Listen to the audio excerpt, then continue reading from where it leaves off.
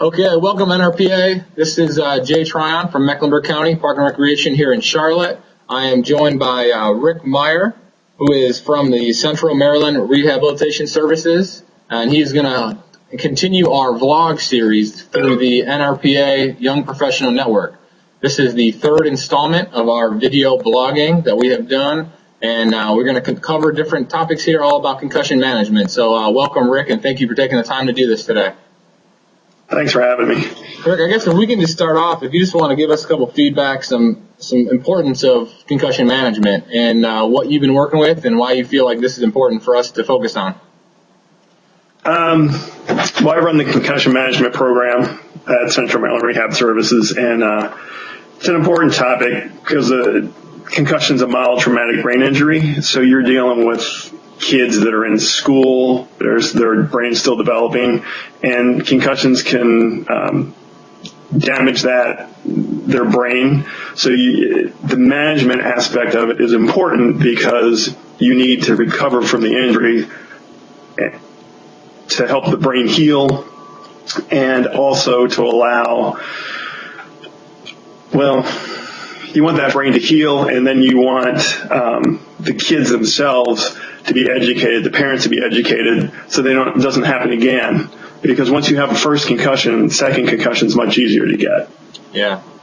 Okay. What are you seeing for the sports? What are the most common sports that you're dealing with concussions with? In our area, football obviously is probably the biggest one. Lacrosse is another one. Okay. Girls soccer. Okay. And surprisingly, cheerleading is a big one. Really?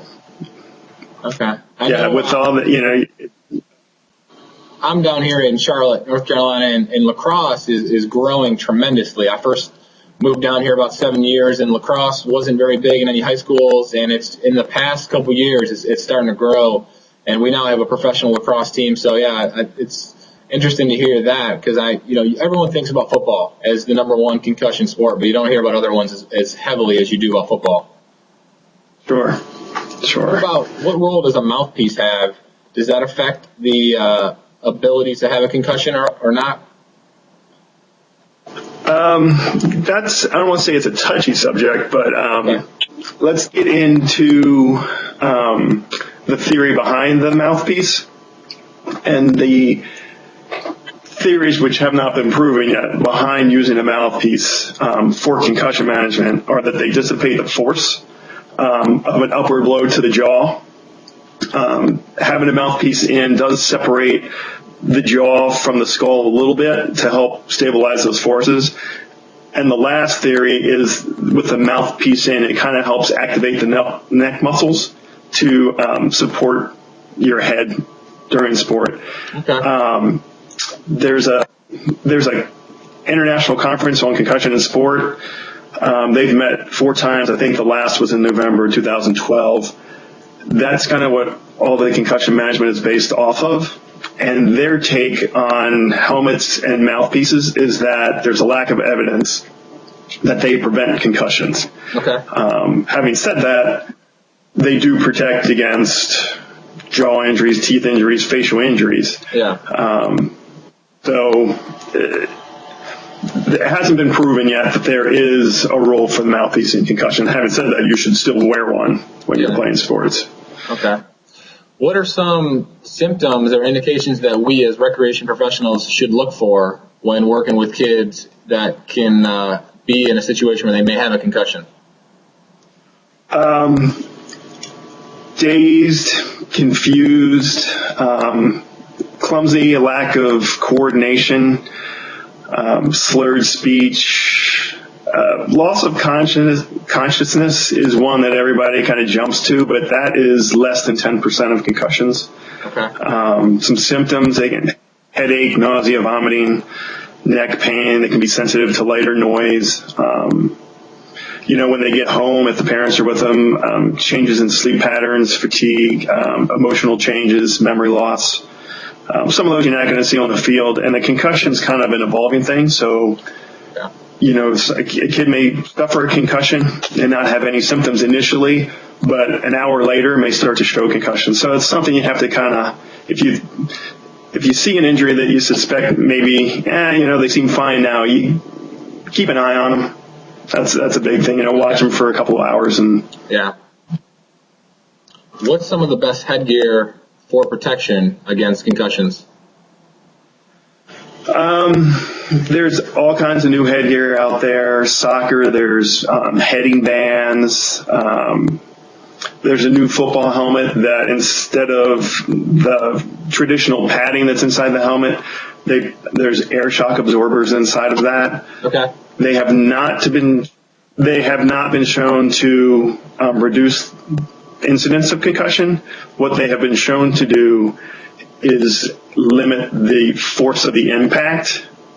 And I guess the next thing you'll probably see coming out is, I guess they'll look at that and say, is there a reduction in the severity of concussion versus the incidence of? I mean, that to me would be the next step in there.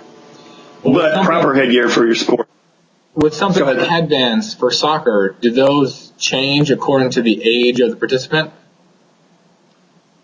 Yeah. When I think of sports equipment like football helmets, whether these soccer headbands, lacrosse helmets, mouth guards, if you have your kid and they're growing, think about shoes. Would you keep the same pair of shoes on your kid for 2 years? Probably not. Yeah. It's going to be the same thing with mouthpiece helmets. Okay. They're going to grow, and you need those as you grow. Okay. What sort of resources are available for parents, coaches, administrators for these leagues and to help the children return to activities after they sustain a concussion? The Centers for Disease Control has what they call a Heads Up program, and it's their Concussion Management program. That's a great resource, and they have websites listed that you can go to as well. Safe Kids is another one. That's another good website to hit. The American Orthopedic Society for Sports Medicine has a website called Stop Sports Injuries. It's not a bad one as well. But the other thing I would say is, if they have a concussion, you should get them to an authorized health care provider that's familiar with concussions. Okay. As a recreation professional that working with kids and adults on a regular basis, is there any sort of class or certification that we can take or our staff can take to help educate our staff and our department on concussions? Yeah, there is. The Heads Up program by the CDC, they have online training that's free. It's videos you can sit and watch. They have them for coaches, recreational professionals, parents, kids. The National Federation of High Schools, they kind of went in association with the CDC, and they have some information as well.